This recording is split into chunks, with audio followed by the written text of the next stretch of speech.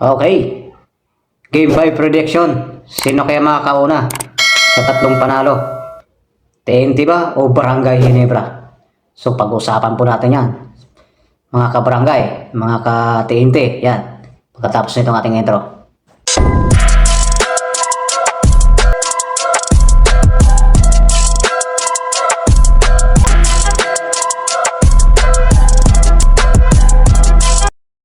Okay, what's up mga TNT fans?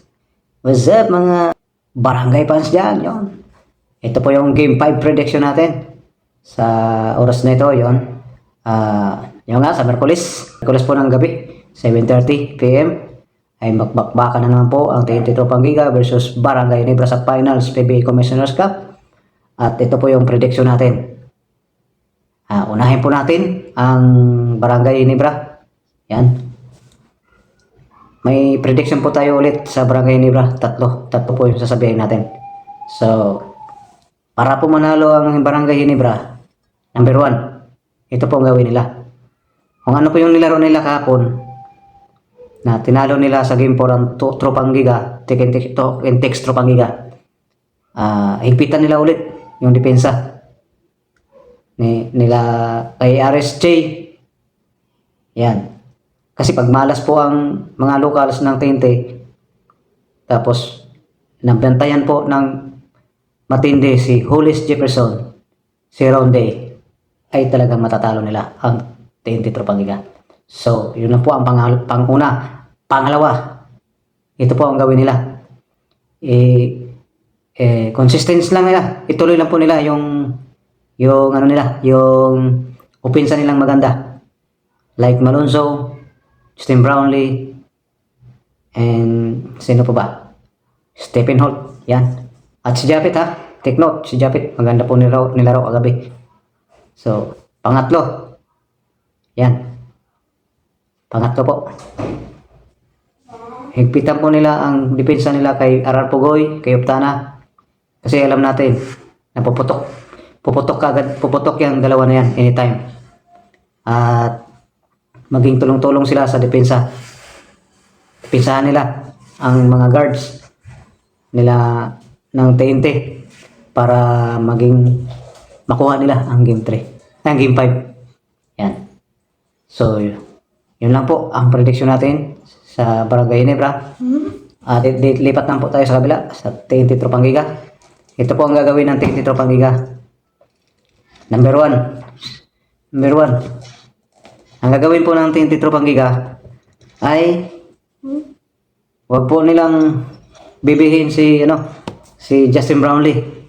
Kasi nakikita ko po nung game 4 kahapon ay yun po ang ginawa nila. Parang natatakot po silang masaktan si Justin Brownlee. Kaya nakapaghalimaw si Justin Brownlee kagabi. So, kung gusto nila manalo, dikitan po nila ang depensa nila kay Justin Brownlee. Huwag po silang matakot. Porket may injury si Justin Brownlee, ay hindi na po nila masyadong dikitan. Hindi na po nila masyadong kulitin. So, huwag po tayong maawa. Kasi sinasamantala po nila yan ng Barangay Ginebra. Yun. At number 2 ha, depensa na malupit ulit, na malagkit. Isa yan sa nagpapanalo sa kanila bawat games nila, ang depensa na malupit. So, yun. Ayun yung number 2. At pangatlo ha, ibalik nilang intensity, sipag sa rebound, at makipagpalitan uli ng muka sa mga kalaban sa Barangay Ginebra para makuha po nila ang game 5. Yan po ang gawin ng TNT Tropang Giga. At wag na po nilang patirahin si Jamie Malonzo. Jaime Malonzo ba o Jamie Malonzo? At si Stephen Holt. Dikita na nila. Wag na nilang bigyan ng puwang. Kasi tumaas na po yung confidence ni Malonzo. Yan. Wag na po nilang bigyan ng puwang si Malonzo. Yan. Dikita na po nila ulit kung ano po yung pinakita nilang game 1 and game 3. Ipakita po ng TNT Tropang Giga bukas sa game 5. Yan. intensity, utak sa laro, handang makipag-pisikalan, yan, makukuha po nila ang Game 5 bukas, Merkulis ng gabi, 7:30 PM.